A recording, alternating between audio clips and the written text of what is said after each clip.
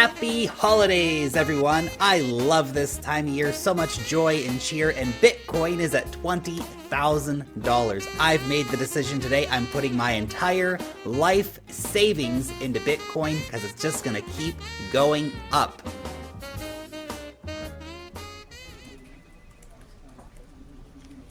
Okay, so look, Bitcoin's not doing so well these days. I've found the new thing. It's Ripple. I've moved all the Bitcoin into XRP now. I'm gonna be okay. Russell, are those reports ready yet?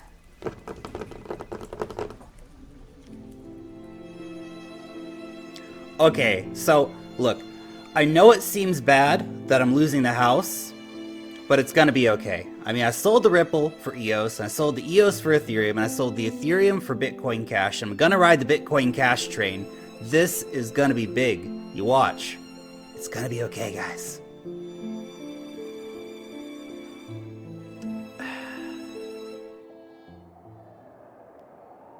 Okay. I know. Oh, it's gonna be hemp coin. No, banana coin. Hey, you got a quarter, man? You got a quarter? Hey, dude, I can get you 25 tokens for a quarter, man. I'm telling you, this is gonna be the next big thing. Trust me, I know what I'm doing.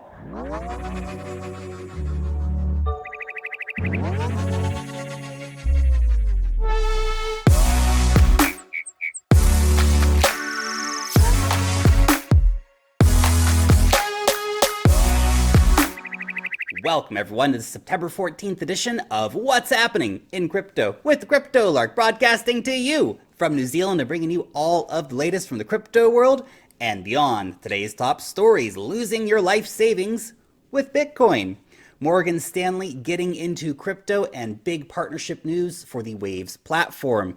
Bitcoin $6,505, up 2.5% in the last 24 hours. Ethereum up 14.2%. But of course, we are still well down for most cryptocurrencies on the 7-day. And even though we do see a touch of green in the markets, which is always nice, we are still in the red for most crypto assets at the moment. Bitcoin, losing your life savings. This man lost his life savings when cryptocurrencies plunged. The sad story of Russell over on CNN Money. Always with that hard-hitting journalism, CNN. Now, Russell rarely played the stock market and had little investing experience. When he put in around $120,000 into Bitcoin in November 2017, he was stunned when that turned into $500,000 in just 1 month. Now, depending on what Russell's goals were, maybe he just wanted to have more Bitcoin as a long-term investment, but as you read through the story, you realize that is not actually the case. Russell wanted to make some money. Russell made money, then got too greedy because he entered cryptocurrencies without any kind of strategy in terms of, well, what is he going to do? He very easily could have sold all of that or sold portions of that, taken some profits. And this is one of the hardest things that people do find in cryptocurrencies is actually having a strategy, actually being able to take profits.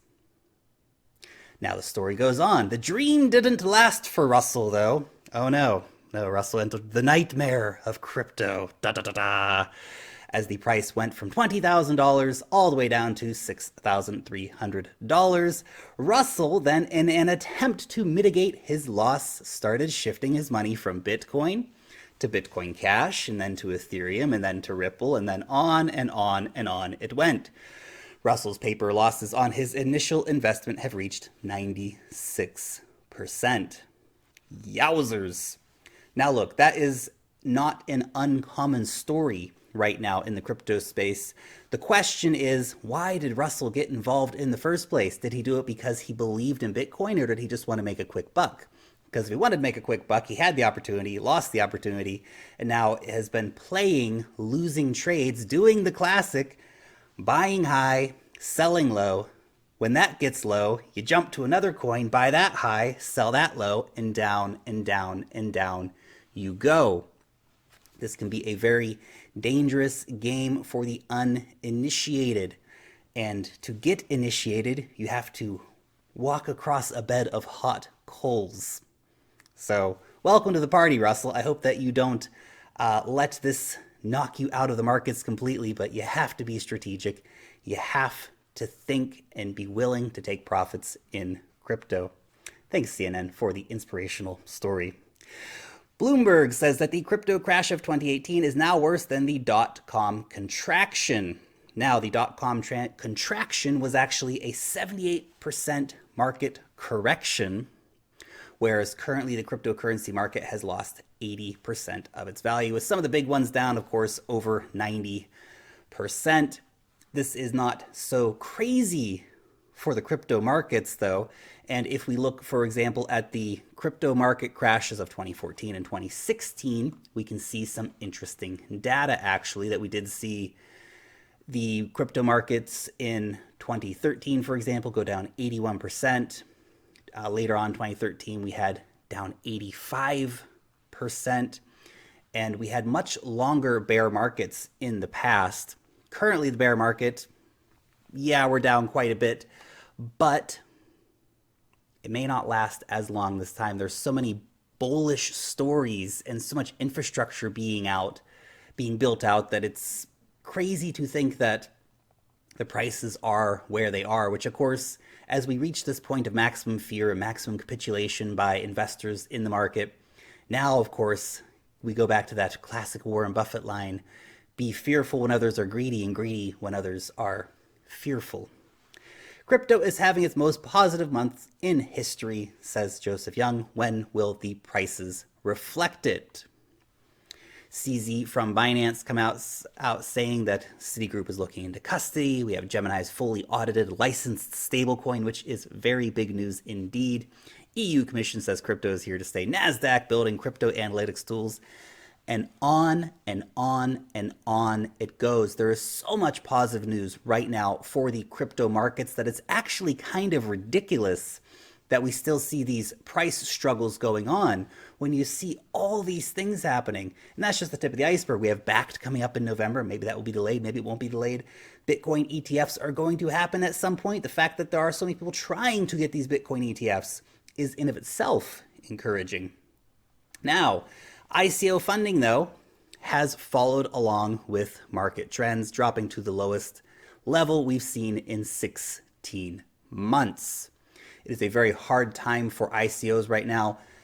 From what I've seen, particularly with all of you guys out there in the audience, ICOs are not a hot topic at the moment, and a lot of ICOs, when they do come to market, are not doing super well. So a lot of ICOs are delaying their fundraising or doing different things like this, waiting for better market conditions.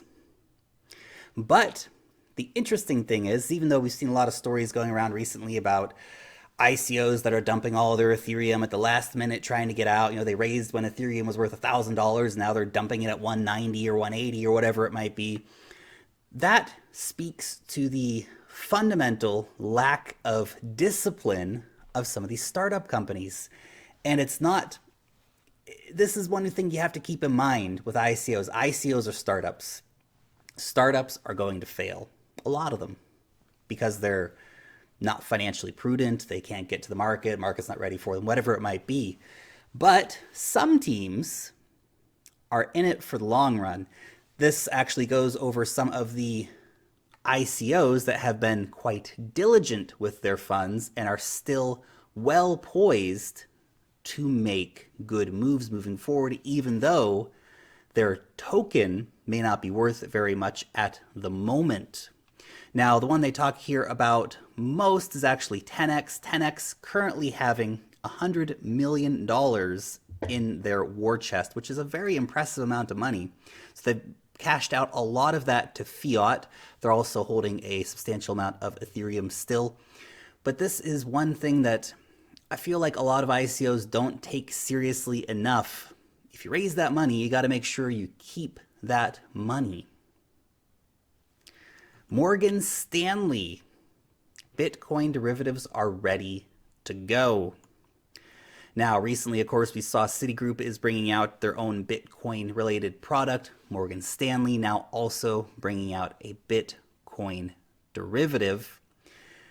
These complex financial instruments are apparently what institutional investors want to have to feel safe investing in crypto. bit of a tin hat thought. I wonder if the SEC has been delaying some of these decisions on things like the ETF because they knew that people like Citigroup and Morgan Stanley would be announcing their own crypto financial products. Maybe. Maybe not. Could all just be coincidence, of course.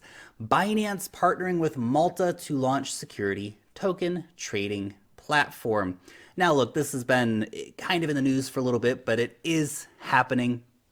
And when we do see that security token trading platform actually being usable, that's going to be really big, because security tokens are going to be a big part of the equation moving forward. Tokens that offer dividends, for example, or simply the wide brush approach that all of these are securities. Well, we're going to need registered security token trading platforms. Malta, of course, taking the lead here on all of that. Blockchain could boost trade and finance by $1 trillion, according to the World Economic Forum, that is, saying in particular that small and medium-sized enterprises in emerging markets can actually access a massive amount of finance, and that could, of course, help spur a big growth in the global economy as funds are able to easier cross borders. For example, the Indian government approves banks' blockchain research. India seems to be taking the China line of, we like blockchain, we don't like Bitcoin. Well, that's an unfortunate step for India, and I know that we're still working through a lot of those legal cases over in India in terms of the Bitcoin ban or the hard crackdown on Bitcoin that has been going on in India and the negative moves by the government against cryptocurrencies. But it seems that they would like to empower one of their banks to get into blockchain because, of course, the Gemini Dollar getting a lot of news this week, and it gets its first official exchange partner. It will be listed on BBOX very soon. Now, BBOX is quite a big exchange operating out of East Asia. Obviously, if we can see that Gemini Dollar continuing to expand out, that'll be really, really big. And again, Tether has been put on notice because of the compliance of the Gemini Dollar.